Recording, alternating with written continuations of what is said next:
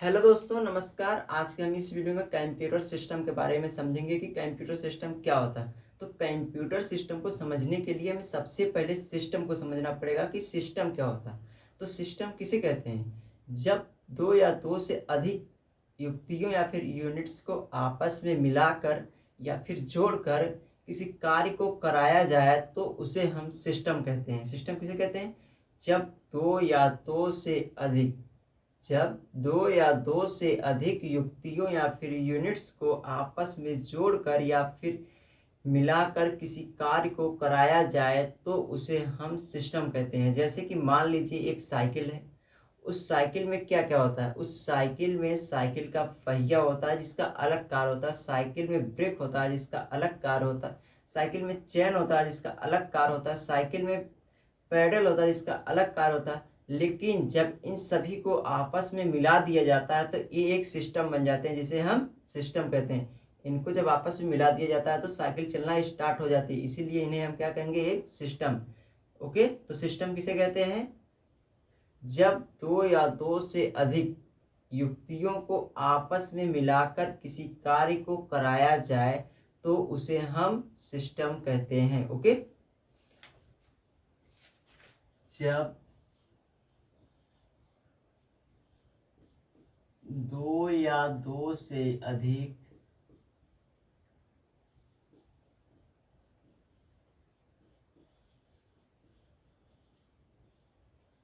जब दो या दो से अधिक युक्तियों को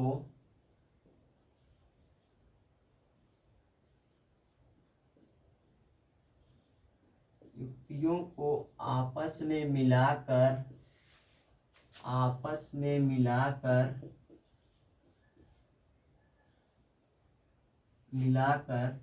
या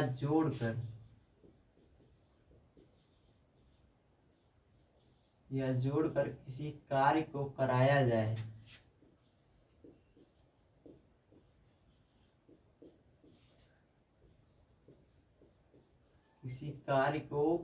जाए तो उसे सिस्टम कहते हैं। तो उसे क्या कहते हैं? तो उसे सिस्टम कहते हैं।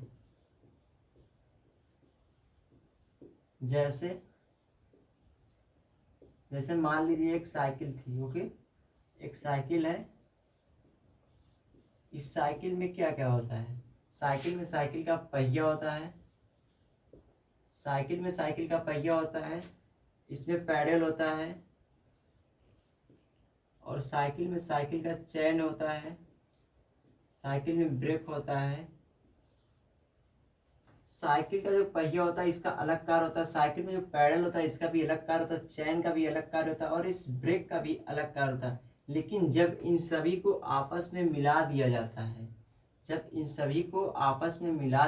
है तो एक सिस्टम बन जाते हैं। क्या बन जाते हैं? एक सिस्टम बन जाते हैं। ओके, जिसे हम सिस्टम कहते हैं। ओके, सिस्टम किसे कहते हैं?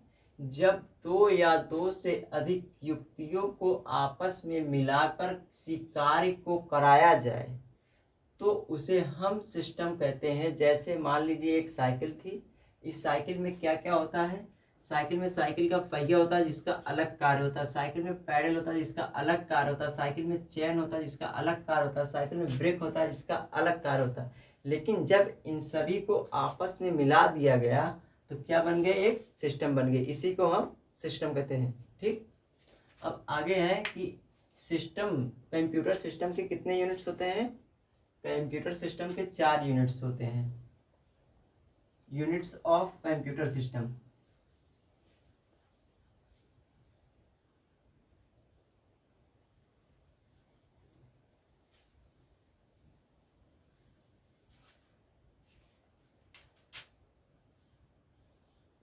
Units of computer system.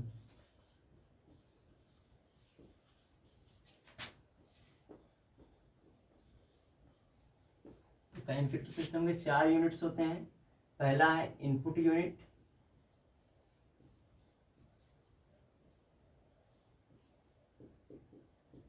दूसरा है प्रोसेस यूनिट।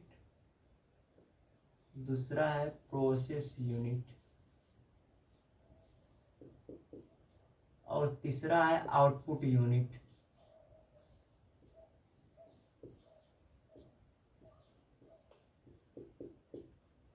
चौथा है मेमोरी यूनिट। इन जो कंप्यूटर सिस्टम होता है इन 4 यूनिट्स से मिलकर बना होता है। Okay, computer system in 4 units से मिलकर बना होता है। और कंप्यूटर सिस्टम को समझने के लिए हमें कंप्यूटर का ब्लॉक डायग्राम समझना पड़ेगा। ओके, कंप्यूटर का ब्लॉक डायग्राम समझना पड़ेगा। कंप्यूटर सिस्टम को समझने के लिए हमें कंप्यूटर का ब्लॉक डायग्राम समझना पड़ेगा। चलिए कंप्यूटर का ब्लॉक डायग्राम समझते हैं।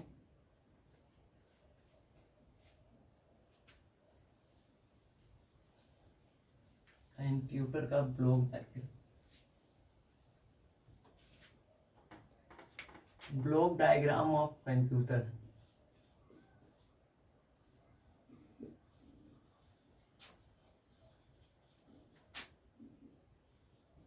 Block diagram of computer.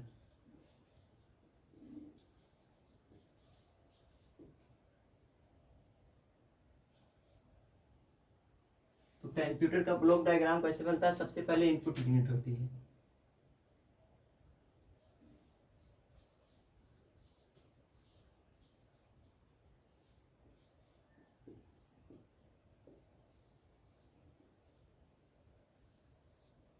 Okay, सबसे पहले इनपुट यूनिट होती है जिसकी कनेक्टिविटी प्रोसेस यूनिट से होती है।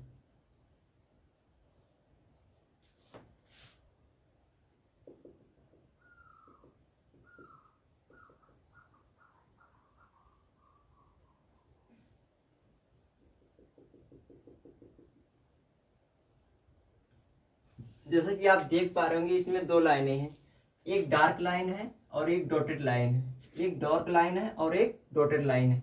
ये जो डार्क लाइन है, ये जो डार्क लाइन है एक कनेक्शन को बता रही है। ये किसे बता रही है? कनेक्शन को। और ये जो डॉटेड लाइन है, सॉरी,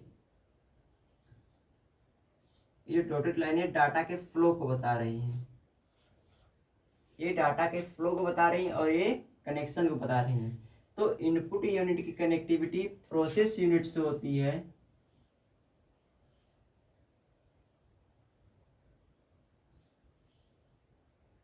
इस इनपुट यूनिट की कनेक्टिविटी किससे होती है? इनपुट यूनिट की कनेक्टिविटी प्रोसेस यूनिट से होती है और इस प्रोसेस यूनिट की कनेक्टिविटी आउटपुट यूनिट से होती है और इस मेमोरी यूनिट की कनेक्टिविटी इससे होती है। ठीक, अब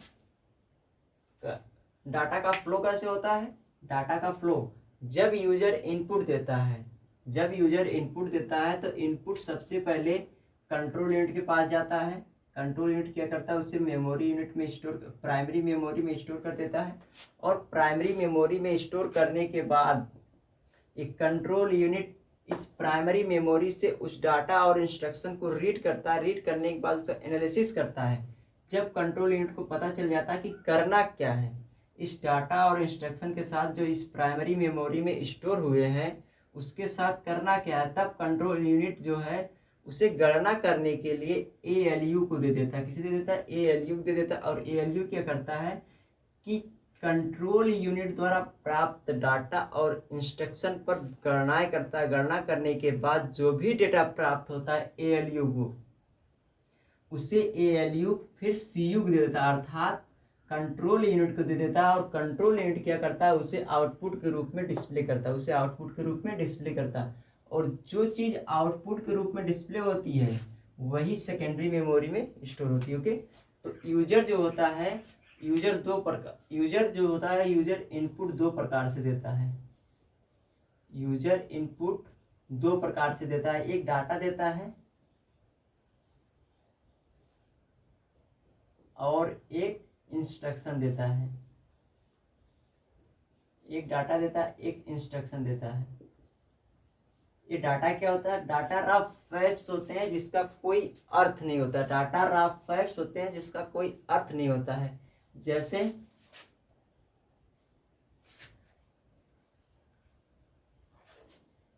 जैसे 4,4। ओके, इस 4,4 का कोई अर्थ है नहीं है। तो इसलिए ये क्या होंगे, ये डाटा होंगे, ये रहा फैक्ट्स हैं जिसका कोई अर्थ नहीं होता, वही डाटा कहलाते हैं। तो ये 4,4 क्या हो जाएंगे, ये डाटा हो जाएंगे। इंस्ट्रक्शन क्या होता है, डाटा पर विभिन्न गणनाएं करने के लिए जो निर्देश दिए जाते हैं उसे हम इंस्ट्रक्शन कहते हैं। ठीक, डाटा पर विभिन्न गणनाएं करने के लिए जो निर्देश दिए जाते हैं उसे हम इंस्ट्रक्शन कहते हैं। जैसे मान लीजिए कि डाटा पर हमें गणना करना है, तो हमने निर्देश दिया है, निर्देश के रूप में प्लस दिया गया इंस्ट्रक्शन के रूप में।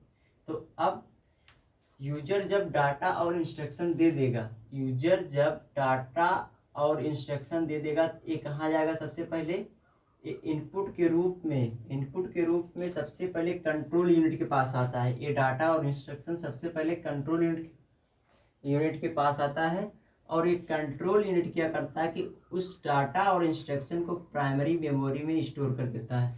इस डाटा और इंस्ट्रक्शन को कहाँ स्टोर करता है, इस प्राइमरी मेमोरी में। इसीलिए तो कहा जाता है कि प्रोसेस के दौरान जो डाटा और इंस्ट्रक्शन होते हैं उसे हम प्राइमरी मेमोरी में स्टोर करते हैं, और प्रोसेस्ड होने के बाद जो डाटा और इंस्ट्रक्शन होता है उसे सेकेंडरी मेमोरी में स्टोर किया जाता है। ओके, तो यहाँ पर इस प्राइमरी मेमोरी में क्या हो जाते हैं, डाटा और इंस्ट्रक्शन स्टोर हो जाते हैं प्रोसेस के दौरान या प्रोसेस करने से पहले भी।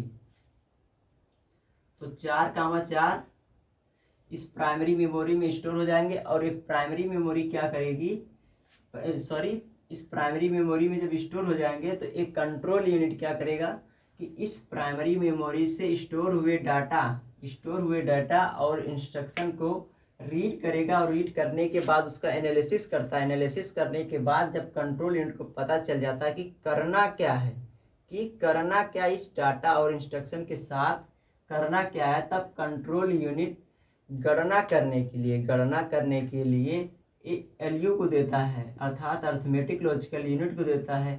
और अर्थमेटिक लॉजिकल यूनिट क्या करता है, कंट्रोल यूनिट द्वारा प्राप्त डाटा और इंस्ट्रक्शन पर गणनाएं करता है, अर्थात ऑपरेशन करता है उस पर। और ऑपरेशन करने के बाद जो भी डेटा इसे मिलता है इस अर्थमेटिक लॉजिकल यूनिट को, वह तुरंत उसे सीयू को दे देता है, और सीयू क्या करता है कि उसे आउटपुट के रूप में डिस्प्ले करता है।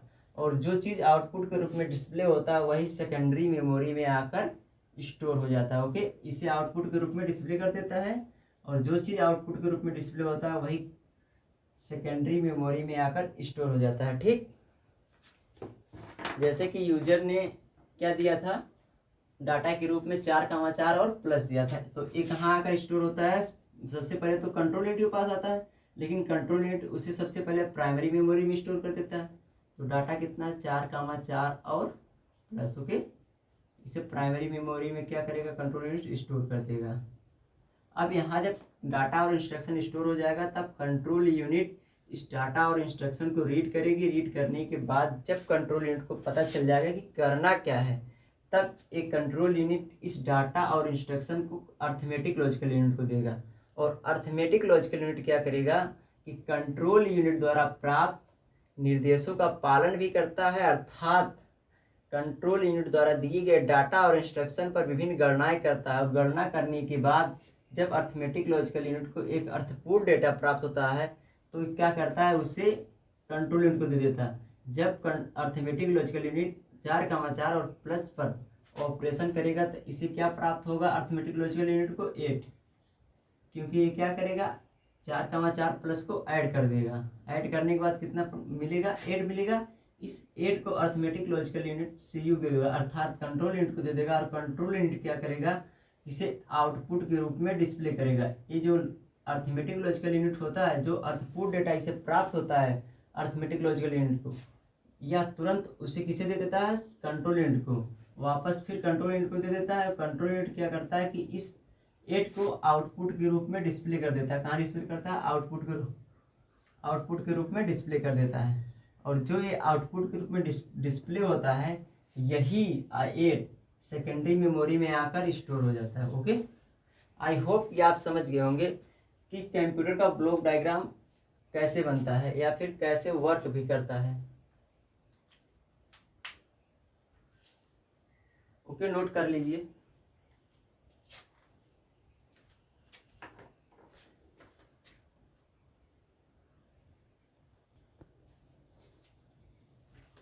ठीक, आप नोट कर लिए होंगे।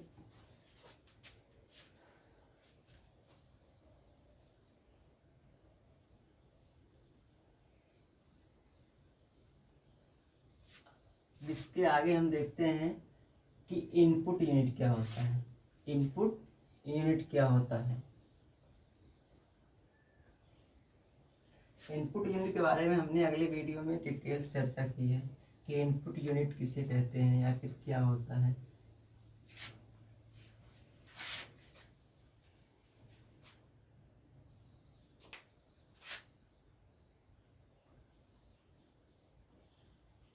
इनपुट यूनिट, ये जो इनपुट यूनिट होती है ये दो प्रकार की होती है, एक डाटा होता है और दूसरा इंस्ट्रक्शन। डाटा किसे कहते हैं, ये जो डाटा होते हैं ये रफ फैक्ट्स होते हैं। ये क्या होते हैं, रफ फैक्ट्स होते हैं, अर्थात कच्चे आंकड़े होते हैं।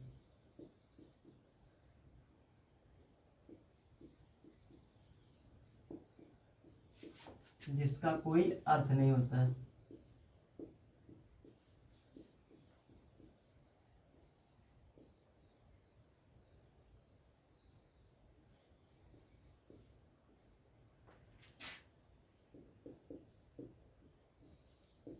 डाटा क्या होते हैं, रफ फैक्ट्स होते हैं जिसे हम कच्चे आंकड़े कहते हैं, जिसका कोई अर्थ नहीं होता है। जैसे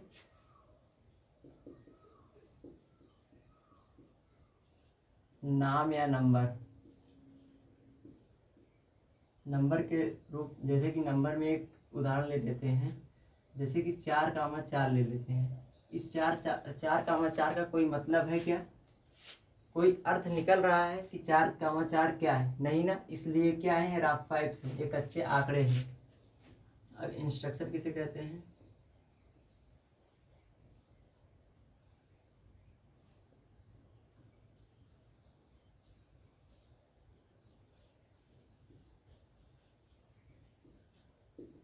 इंस्ट्रक्शन जो होता है डाटा पर विभिन्न गणनाएं करने के लिए, डाटा पर विभिन्न गणनाएं करने के लिए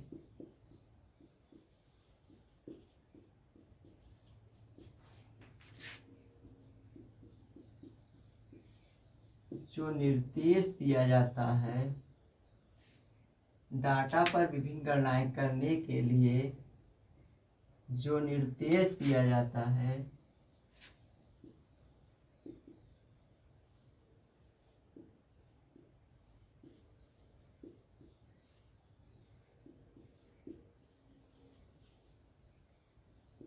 उससे हम इंस्ट्रक्शन कहते हैं।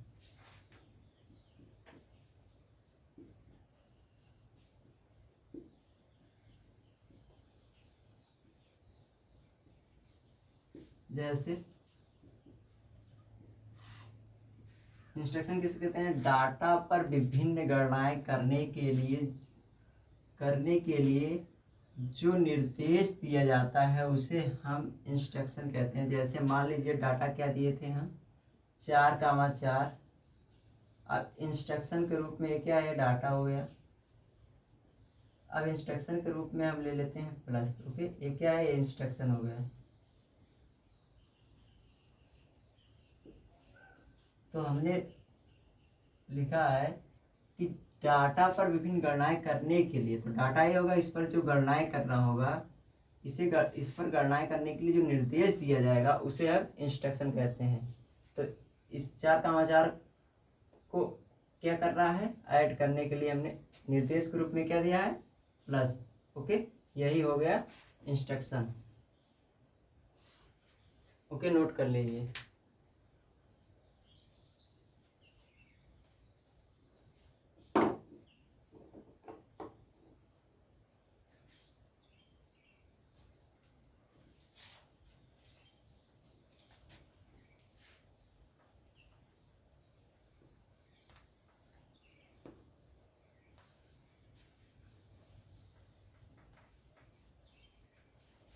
अब इसके आगे देखते हैं प्रोसेस यूनिट क्या होती है।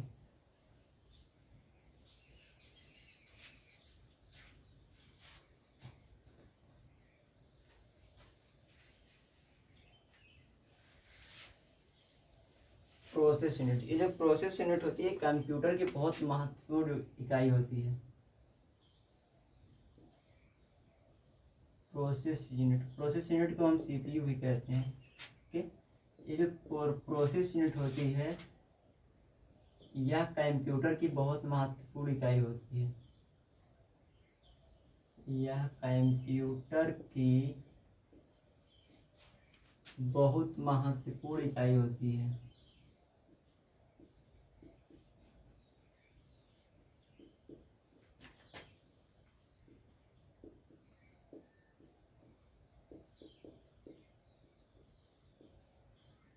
इस प्रोसेस यूनिट होता है या कंप्यूटर की बहुत महत्वपूर्ण इकाई होती है। ओके, और दूसरा है कि यह इनपुट किए गए डेटा पर क्या करती है, गणनाएं करती है। प्रोसेस यूनिट क्या करती है, इनपुट किए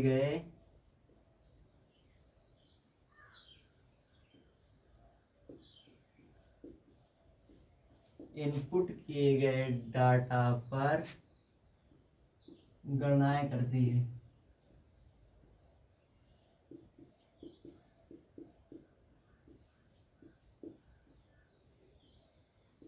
ठीक, और क्या करती है प्रोसेस यूनिट, और भी कार्य करती है प्रोसेस यूनिट। और कौन सा कार्य करती है, या कंप्यूटर में होने वाली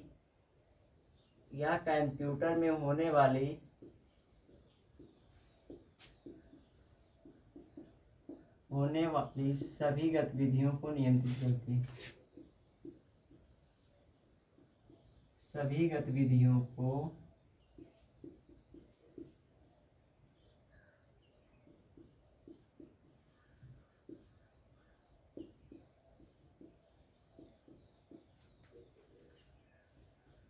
कंप्यूटर में होने वाली सभी गतिविधियों को नियंत्रित करती है।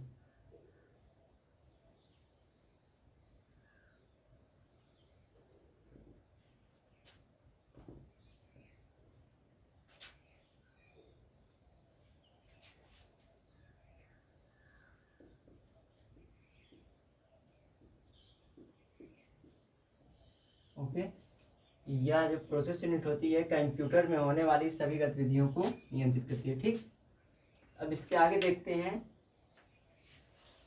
कि आउटपुट क्या होता है। आउटपुट यूनिट जो होता है इसका क्या कार्य होता है।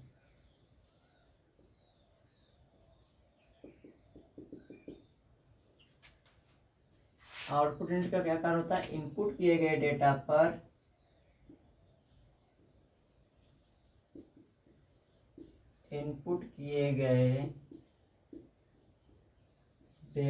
पर कैलकुलेशन कर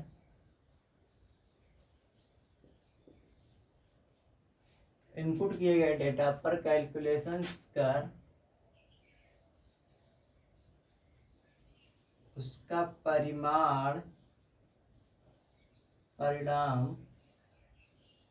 यूजर को देने के लिए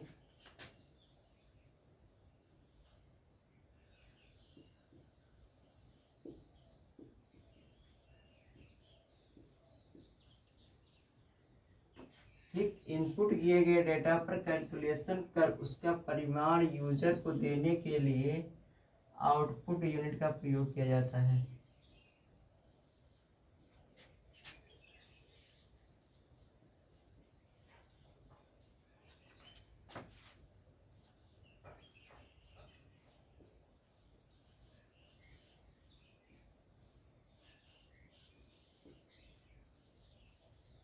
ठीक, आउटपुट यूनिट का प्रयोग क्यों किया जाता है, इनपुट जो हम इनपुट करते हैं डेटा उस पर कैलकुलेशन करके जो परिमाण निकलता है, जो रिजल्ट आता है लास्ट में, उसे यूजर को देने के लिए हम आउटपुट यूनिट का प्रयोग करते हैं। ओके, अब एक और है लास्ट कि मेमोरी यूनिट क्या होता है। अगले वीडियो में हम लोग सीपीयू के बारे में डिटेल्स देखेंगे कि सीपीयू क्या होता है। एक छोटा सा और रह गया, मेमोरी क्या होती है इसमें।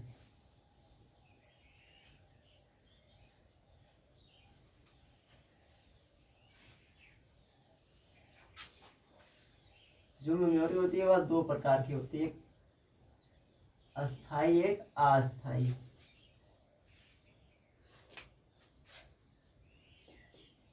मेमोरी, कंप्यूटर में मेमोरी क्यों लगाई जाती है? प्रोसेस हो रहे डेटा को अस्थायी रूप से तथा प्रोसेस हुए डेटा को अस्थायी रूप से रखने के लिए हम मेमोरी यूनिट का प्रयोग करते हैं। ओके, प्रोसेस हो रहे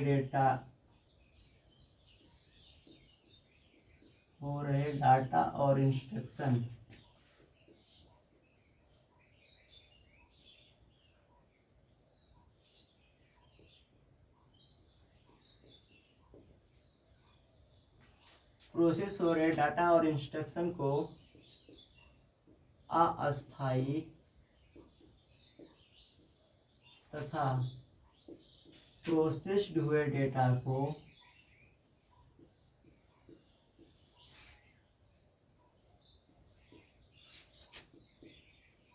प्रोसेस्ड हुए डेटा प्लस इंस्ट्रक्शन, प्रोसेस्ड हुए डेटा को अस्थायी रूप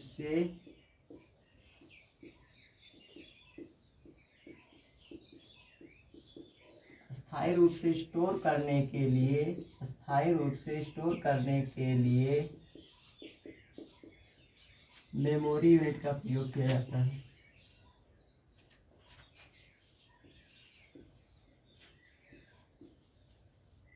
मेमोरी यूनिट का प्रयोग किया जाता है।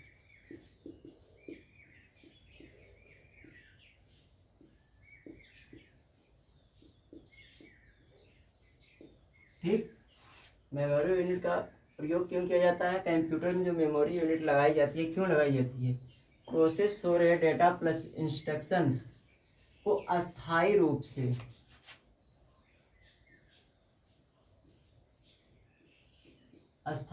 तथा प्रोसेस्ड हुए डेटा और इंस्ट्रक्शन,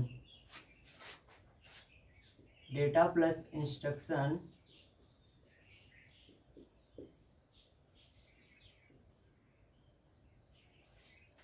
को अस्थायी रूप से स्टोर करने के लिए मेमोरी यूनिट का प्रयोग किया जाता है। ठीक, मेमोरी यूनिट दो प्रकार की होती है, एक अस्थायी होती है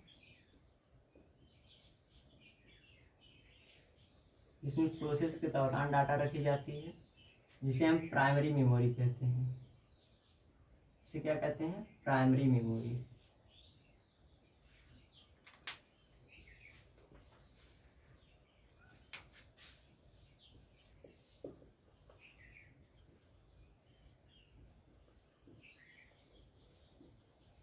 प्राइमरी मेमोरी का क्या कार्य होता है कि डाटा प्लस इंस्ट्रक्शन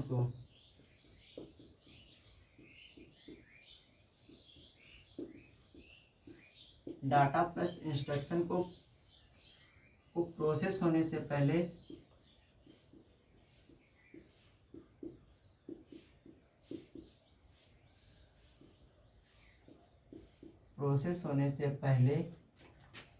या प्रोसेस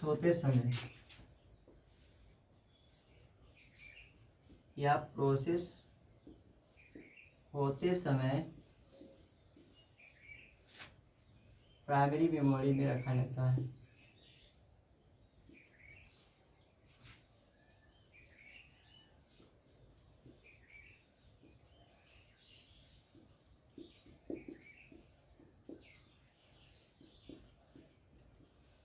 ठीक, अब सेकेंडरी मेमोरी क्या होती है, नोट कर लीजिए।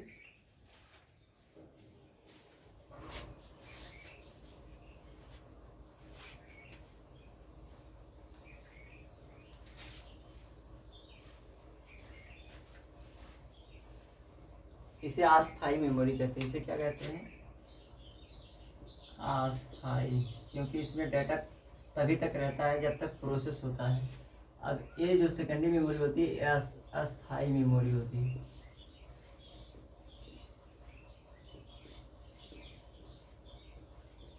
सेकेंडरी मेमोरी, इसे क्या कहते हैं? इसे अस्थायी मेमोरी भी कहते हैं।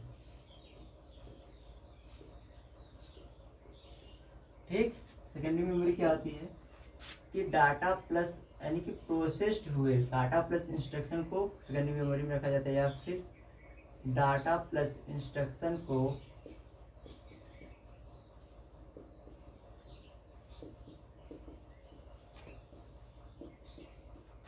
प्रोसेस होने के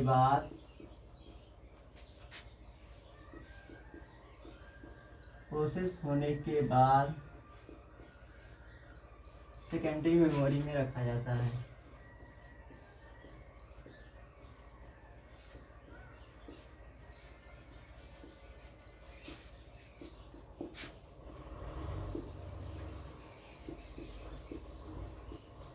ओके ठीक, सेकेंडरी मेमोरी में आई मीन्स मेरे कहने का मतलब ये है कि जब डेटा प्रोसेस होता है उस दौरान डाटा और इंस्ट्रक्शन को प्राइमरी मेमोरी में रखा जाता है, और प्रोसेस होने के बाद डाटा और इंस्ट्रक्शन को सेकेंडरी मेमोरी में रखा जाता है। ठीक, रखा जाता है फिर स्टोर किया जाता है।